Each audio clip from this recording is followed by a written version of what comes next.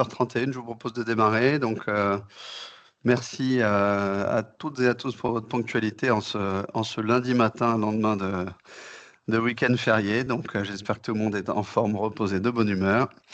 Nous sommes ensemble pour une demi-heure, donc je vais essayer d'être efficace et synthétique, mais surtout, donc vous avez la possibilité d'ouvrir vos micros pour poser vos questions. Vous pouvez également, si vous le préférez, utiliser le fil de la discussion pour poser vos questions ou réagir. Voilà. Donc en 30 minutes, je vous annonce, je vous affiche le programme de la matinée, de la demi-heure. Un petit point rapide sur Qualitel pour ceux qui ne nous connaîtraient pas. Une information ou des rappels, ça va dépendre selon votre niveau d'information sur qu'est-ce que c'est que ce carnet d'information du logement, donc on va appeler le CIL, le CIL, un peu plus court, et puis une présentation de la réponse de Qualitel à cette obligation de carnet du logement avec une solution qui s'appelle Cléa.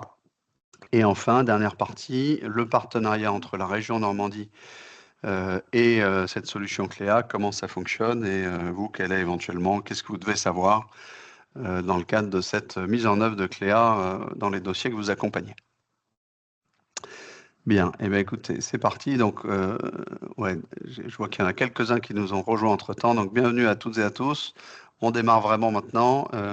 Vous pouvez ouvrir vos micros si vous avez des questions ou les poser dans le fil de discussion.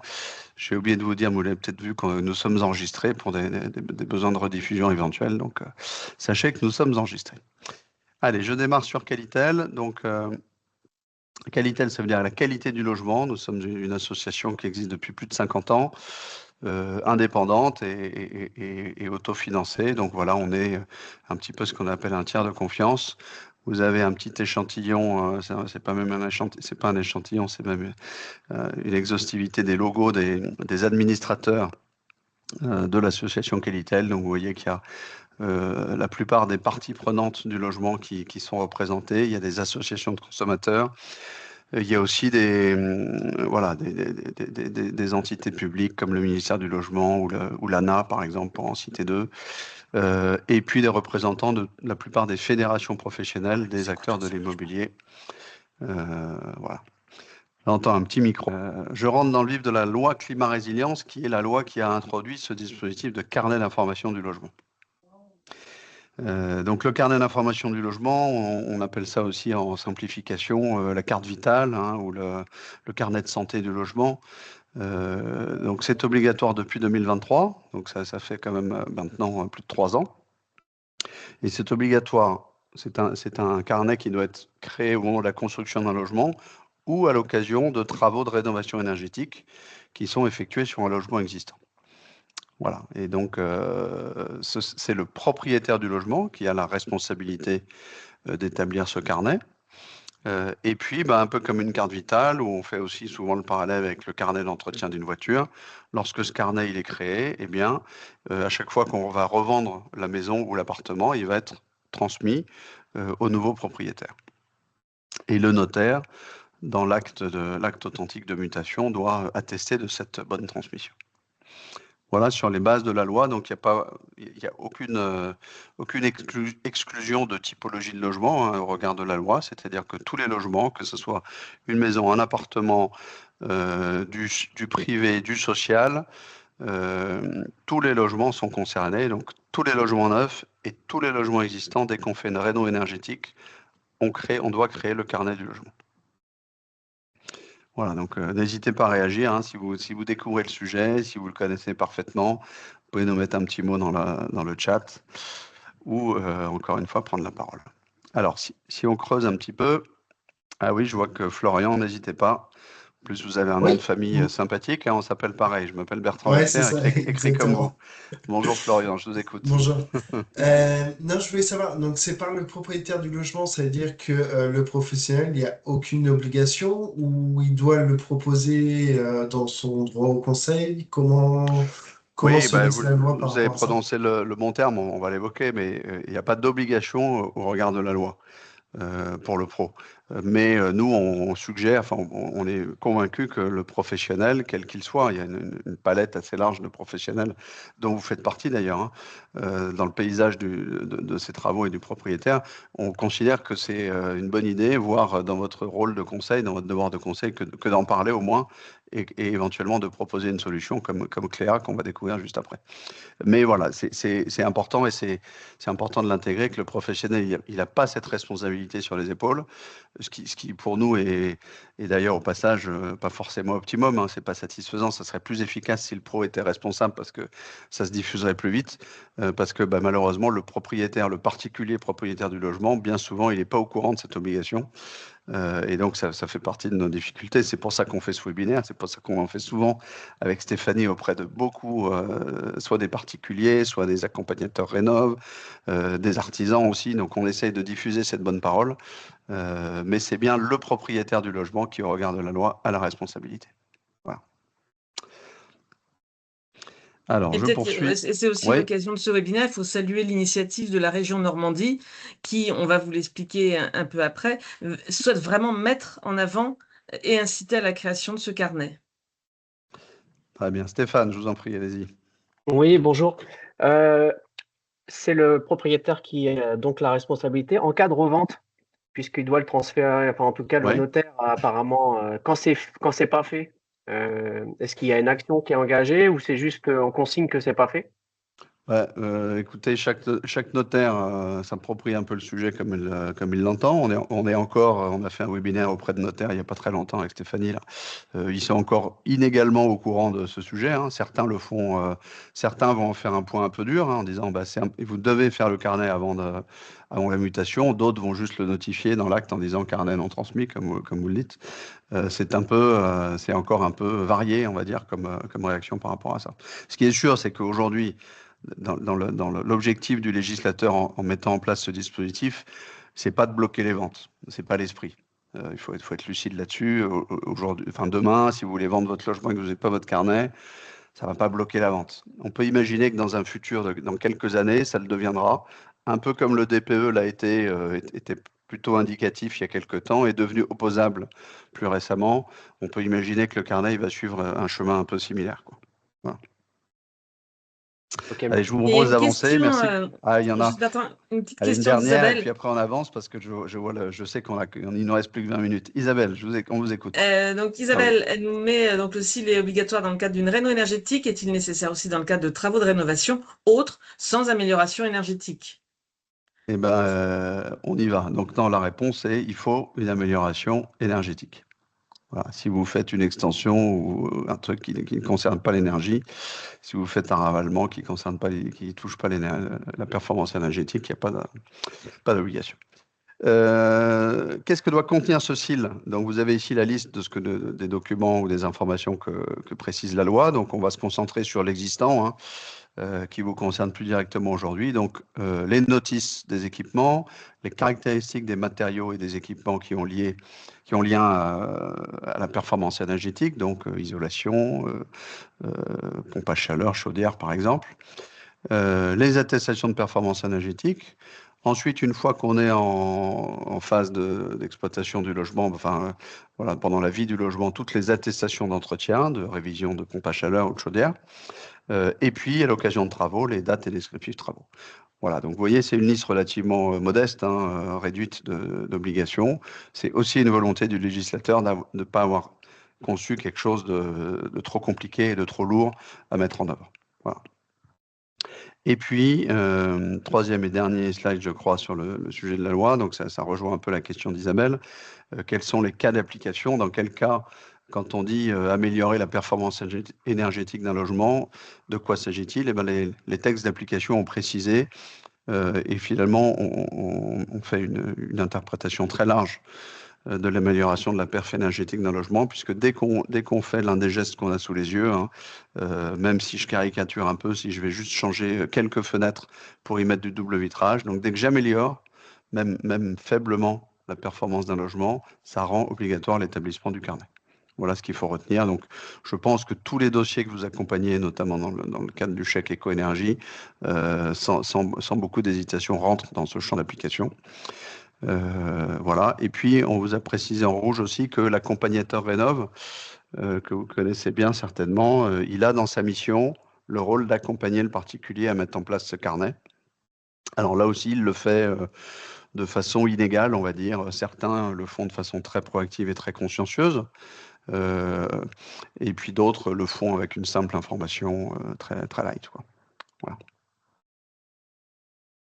J'ai aperçu passer une question. Je ne sais pas, Oui. Stéphanie, si elle... Ouais. Tout à fait. Alors, dans le cadre d'une création, a-t-on la possibilité de récupérer facilement les données disponibles en open data concernées par le logement, comme le DPE ou l'audit?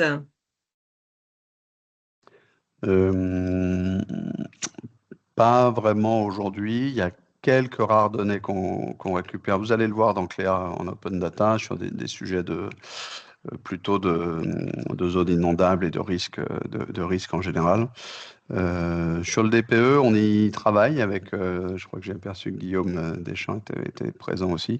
Sur le DPE, ça viendra peut-être prochainement s'il y a un DPE récent pour qu'on puisse effectivement exploiter le maximum des informations et éviter les ressaisies et profiter de l'open data.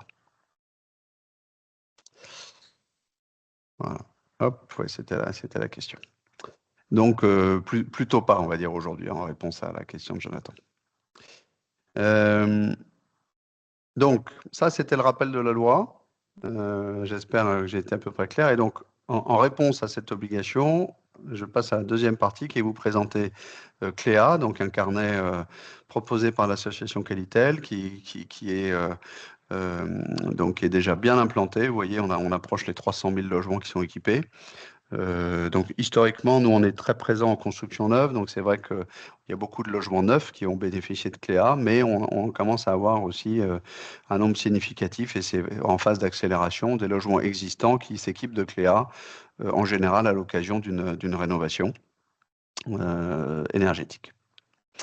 Donc, plutôt qu'un long discours, je vais changer d'outil, je vais basculer dans un compte Cléa pour que ça soit plus concret pour vous et vous montrer à quoi ça ressemble.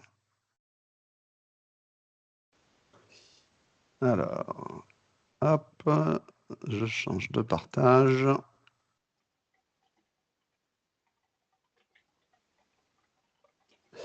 Et c'est celui-là qui m'intéresse.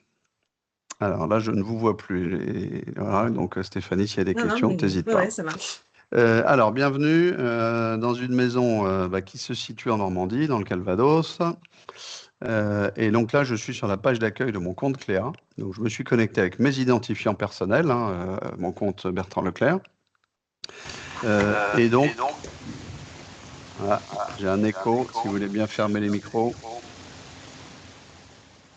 Stéphanie, tu désactives tous les micros, s'il te plaît. Merci. Donc voilà, sur le compte de démo, sur la première page de ce compte, vous voyez une photo et puis quelques actualités conseils.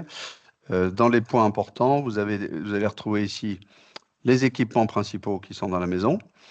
Là, vous voyez, on aperçoit une VMC, un ballon d'eau chaude, une régulation, et puis des documents. Mais je vous propose, en passant par le menu de gauche, là, de regarder de façon un peu plus exhaustive les informations qui sont présentes dans un carnet Cléa. Donc, on commence par des caractéristiques un peu générales du logement. Je passe vite, mais vous voyez, on trouve que c'est une maison de centimètres carrés, avec une année approximative de construction. On va trouver aussi des informations, bien sûr, sur le DPE et le type de chauffage et de production d'eau chaude. On trouve des informations celles que j'évoquais tout à l'heure, qui sont remplies en automatique sur plutôt les risques naturels, zone climatique, est-ce qu'on est en zone inondable, ce type de choses. Et puis enfin, des informations de nature un peu plus variée sur le numéro du cadastre, les identifiants de points de comptage gaz, électricité, s'il y en a. Donc voilà à peu près cette première rubrique qui sont les caractéristiques générales du logement. Ensuite, je ne les fais pas dans l'ordre, mais c'est volontaire. On va trouver dans les documents, donc c'est ça le cœur du sujet du carnet, c'est de pouvoir stocker des documents. Si je vais dans les documents du logement, on trouve, vous voyez, tous les petits dossiers qu'on a fait commencer par CIL, ce sont les rubriques obligatoires au regard de la loi. Donc, sur des logements existants, on va plutôt trouver des attestations de performance énergétique, on va trouver un DPE ou un audit énergétique s'il y a. On va trouver des labels de qualité ou de certification s'il y en a, les matériaux d'isolation ou d'équipement, les notices. Donc, on retrouve ce que vous avez aperçu dans le slide précédent, et puis un dossier travaux. Donc, dans un dossier travaux type, on peut trouver ce genre de choses, un audit, des devis, des factures, des rapports, un rapport de test de fin de chantier BBC, un rapport d'accompagnateur Rénov'.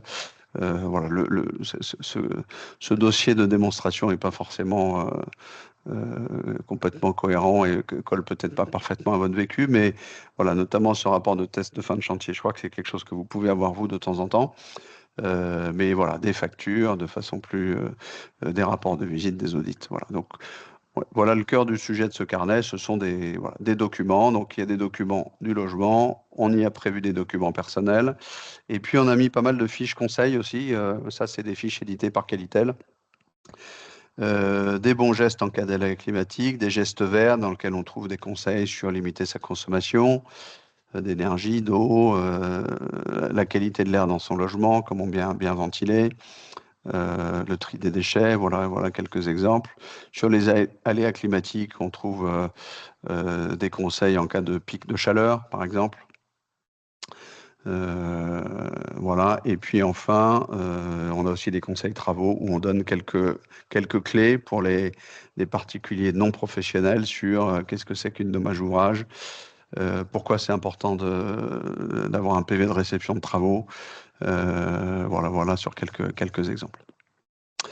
Voilà sur ces documents. Ensuite, on passe aux équipements. Donc, vous avez aperçu sur la page d'accueil ces fiches équipements. Donc, là, on trouve les principaux qui sont installés dans la maison en question.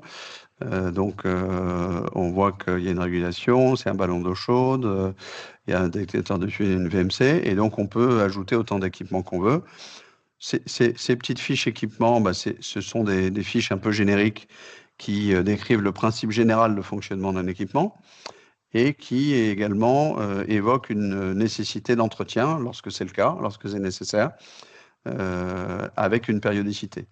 Voilà, et donc c'est intéressant là parce que derrière ces fiches équipements, on va retrouver des actions. Et donc, l'occupant du logement va recevoir des rappels entretien pour vérifier la pile de son détecteur de fumée, pour nettoyer ses bouches d'extraction de VMC, pour les dépoussiérer régulièrement, pour entretenir sa chaudière lorsqu'il a une chaudière. Voilà, donc il va recevoir des rappels et ça va lui permettre de ne pas oublier et tout simplement et puis derrière, une fois qu'il a fait ses petits entretiens, d'attester, de tracer qu'il l'a bien fait. Voilà, donc on a vu les documents, on a vu les équipements. Un petit point sur les suivis de consommation, parce qu'on a trouvé que c'était intéressant de pouvoir connecter son compteur Linky ou son compteur Gaspard ou son compteur Gaspard lorsqu'il y a du gaz. Et donc voilà, depuis mon outil Cléa, je peux suivre ma consommation d'énergie, soit par an, soit par mois, soit par jour. Bon, là, vous voyez que c'est une résidence secondaire, donc la consommation, elle est irrégulière. Et puis, je vais pouvoir aussi, au-delà du suivi, aller faire une petite comparaison entre deux périodes de consommation. Donc, le système, par défaut, va me comparer les 2 derniers mois entre eux. Donc, vous voyez, encore une fois, c'est une consommation irrégulière, donc pas forcément représentative. Mais là, je vois que j'ai baissé de 47% ma consommation depuis entre le mois de mars et le mois d'avril, donc c'est une très bonne nouvelle.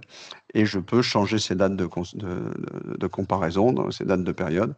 Donc si je veux comparer mon mois d'avril 2026 avec le mois d'avril de l'année précédente, je peux le faire.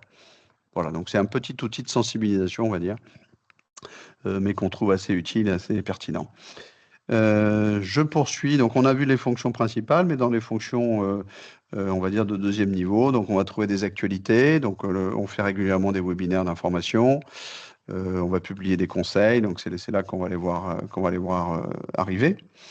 On a prévu aussi de pouvoir stocker les contacts importants autour du logement, les artisans, voilà, le chauffagiste de la maison, par exemple.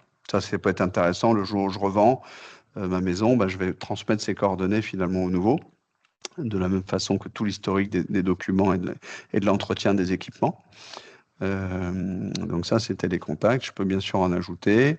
Les conseils, je vous ai évoqué, mais voilà, on publie à peu près une fois tous les 2 mois un conseil qu'on essaie de faire coller à l'actualité sur comment bien entretenir, comment télétravailler correctement, etc., etc. Vous voyez, c'est très varié. On parle aussi bien des voisins bruyants que des punaises de lit, que des systèmes de régulation de chauffage. Voilà. Je reviens sur la page d'accueil. Donc, vous avez vu, j'ai été un peu rapide, mais le temps nous est compté. Vous voyez, une bonne impression générale de ce qu'il y a dans un carnet du logement, dans un CLEA. Je peux créer plusieurs logements au sein d'un même carnet. Et puis, si je mets mon logement en location, je peux ouvrir un accès au locataire. Et le jour où je revends, eh ben, je clique sur « Je vends mon logement » et je tout simplement renseigne les coordonnées du nouveau propriétaire et j'appuie sur « Transférer ». Et à ce moment-là, le nouveau propriétaire va pouvoir accéder à toute cette information. Et moi, en tant que vendeur, je vais conserver une archive de mon carnet. Voilà sur cette rapide démonstration. Je vous ai donné beaucoup d'informations, je m'en excuse. Est-ce que ça a été à peu près clair? Est-ce que ça vous amène des questions avant qu'on passe à la 3e et dernière partie de la présentation? Ça va, tout va bien, je vous ai assommé. Alors, il y a juste une question là qui vient d'arriver. Ouais. Comment accède-t-on à cette application? Quelle est-elle? Qui crée le SIL, le client ou le maître d'œuvre? Comment crée-t-on le SIL pour un client? Alors, bah, écoutez, je vous propose, je pense que ça fait une très bonne transition avec la dernière partie qui est, voilà, dans le cadre du partenariat avec la région Normandie, quels sont les choix qu'on a souhaité faire et comment ça fonctionne. Ça répondra à une partie des questions que tu viens de lire, Stéphanie, et puis s'il en reste, on y répondra juste ensuite. Alors, quels sont les choix? Donc, on a effectivement échangé avec messieurs Desfontaines et Dujardin. Je ne sais pas s'ils sont présents aujourd'hui d'ailleurs. C'est vrai qu'on leur a pas laissé la parole en introduction. Donc voilà, pour essayer de mettre en place un dispositif le plus simple possible pour, dans le cadre de vos... alors c'était spécifiquement dans le cadre du chèque éco-énergie en l'occurrence, mais on pourra élargir le débat. Mais voilà, on a essayé de faire des choses les plus simples possibles, voilà, pour inciter les particuliers à mettre en place un carnet à la fin des travaux, mettre en avant la solution CLEA. Et donc, on propose 2 possibilités. Premièrement, mettre en place un CLEA vide, hein, qu'on a vierge et gratuit. Hein, donc, cette fois-ci, ça veut dire que vous vous contentez de votre rôle de conseil, on va dire un peu minimaliste, en disant, ben voilà, cher particulier, l'obligation de carnet, ça existe, et il y a une solution CLEA qui existe, qui est gratuite, mais du coup, le particulier doit remplir lui-même à la main toutes les informations qu'on vient d'apercevoir. Donc, voilà, c'est une solution qui existe, mais qui peut être un peu fastidieuse et un peu, qui peut rebuter un certain nombre de personnes. Deuxième option, on propose, par votre intermédiaire, un CLEA, ce qu'on a appelé clé en main, c'est-à-dire qu'il est automatiquement renseigné avec les informations qu'on a pu récupérer à l'occasion de votre mission d'accompagnement avec le chèque éco-énergie. Voilà, au passage, le prix de 18 €, il est intervenu dans un deuxième temps, hein, pour, en toute transparence, le prix public d'un CLEA renseigné via un professionnel, nous, on tourne plutôt autour de 50 €. Donc, après pas mal d'échanges avec la région Normandie, on est arrivé à ce prix très intéressant parce qu'on a voulu faire en sorte que ce soit pas un point de blocage et qu'on a considéré qu'à ces niveaux de prix, il n'y en a pas beaucoup qui allaient s'en priver. Et d'ailleurs, je crois qu'on a mis le chiffre, je ne sais plus si on l'a mis juste après. Voilà, à l'heure où je vous parle, voilà, on a une trentaine de carnets qui ont été créés comme ça, donc les carnets payants. Voilà donc le principe, hein, donc deux possibilités. Comment ça se concrétise? Avec l'email que vous rappelle ici sous vos yeux, c'est-à-dire qu'à la fin des travaux, lorsque vous envoyez un mail pour informer du versement de la prime du chèque éco-énergie, eh bien le particulier, il reçoit ce mail, donc on lui dit « Vos travaux sont terminés, votre chèque vous sera versé prochainement ». Et par ailleurs, savez-vous qu'il existe une obligation de carnet du logement, etc. Et puis, dans la deuxième partie du mail, on lui propose les 2 options que je viens de vous évoquer. soit créer son carnet Cléa gratuit, mais c'est à lui de le renseigner, soit avoir le carnet initialisé au prix de 18 €. Donc voilà le principe général. Est-ce qu'on a encore une information derrière? Oui, donc pour rentrer un peu plus dans le détail, voilà comment ça se passe selon les deux options. S'il choisit un Cléa gratuit, eh bien, en cliquant sur le bouton, il arrive sur la page du site Cléa et il renseigne ses coordonnées et il crée son compte. Et il va donc renseigner, est-ce que c'est une maison, est-ce que c'est un appartement, la superficie. Il va charger lui-même les documents en faisant ajouter un logement, ajouter un document, et puis il va renseigner les équipements présents dans son logement. Voilà. Et puis dans l'autre option, donc là il reçoit, quand il clique sur renseigner créer un Cléa payant, on crée le compte en automatique, et là il reçoit un accès à son compte dans lequel il va trouver déjà renseigné toutes les informations en question. Et ensuite, donc les équipes Qualitel incarnées par Stéphanie ici présente aujourd'hui, on a une équipe de service client de 3 personnes au niveau national, donc envoie un lien de paiement pour les fameux 18 € aux particuliers pour qui paye son carnet. Voilà sur les choix qui ont été faits dans le cadre du partenariat avec la région Normandie. Je crois que voilà, donc c'est parfait, il est 9h57, j'ai présenté tout ce que je voulais présenter, mais je vois plein de questions, c'est super, donc à vous la parole. Je vous rappelle, si vous souhaitez ouvrir vos micros, n'hésitez pas, et sinon, peut-être Stéphanie, je te laisse me les lire dans l'ordre, celles que je n'aurais pas traitées, parce que là, j'ai perdu le fil des questions. Oui, bien sûr. Alors, est-ce qu'une information a été réalisée auprès des services d'urbanisme? Cela permettrait de diffuser l'information plus facilement auprès des particuliers dans le cadre d'une déclaration préalable et d'une demande de permis de construire.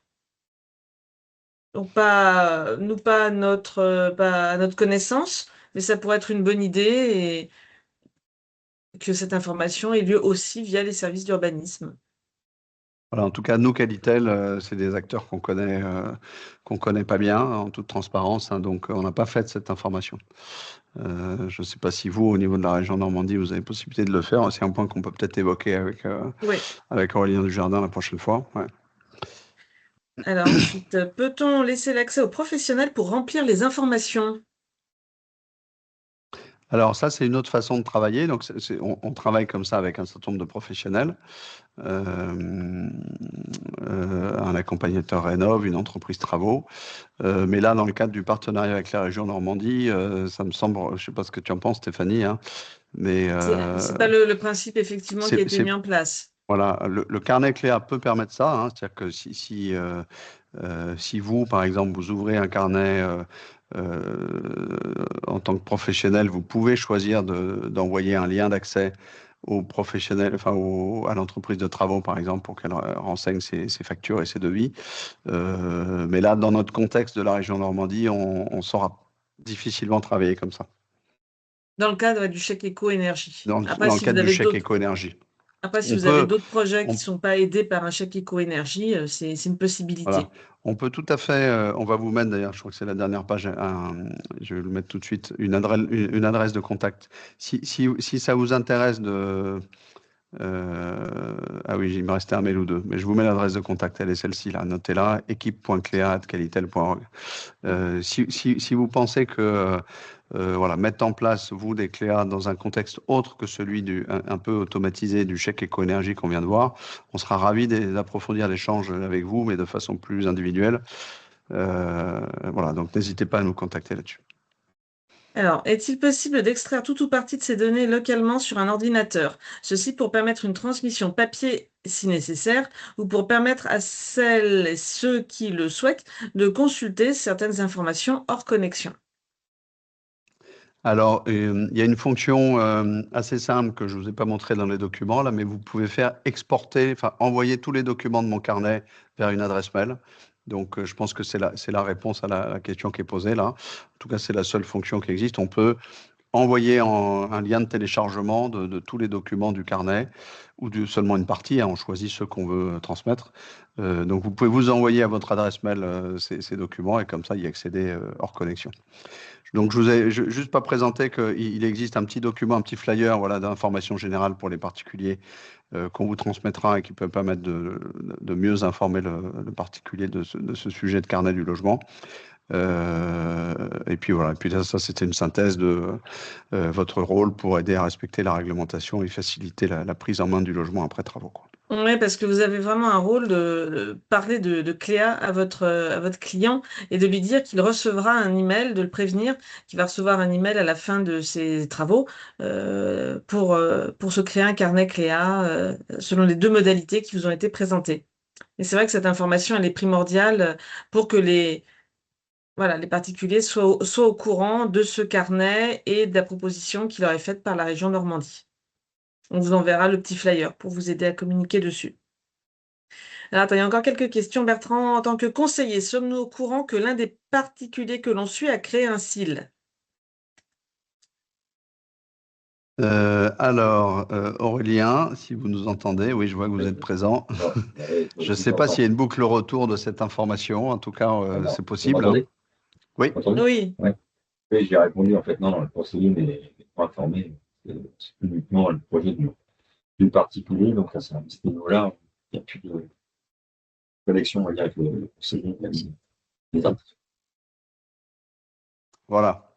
Il y avait une question Et sur on n'a une pas version. jugé nécessaire que le conseiller en soit informé. Après, Oui, on pourrait le faire si ça vous semble. En tout cas, nous, on a l'information. Ce qu'on a facilement comme information, Aurélien comme nous d'ailleurs, hein, ce sont ceux qui ont créé un compte payant.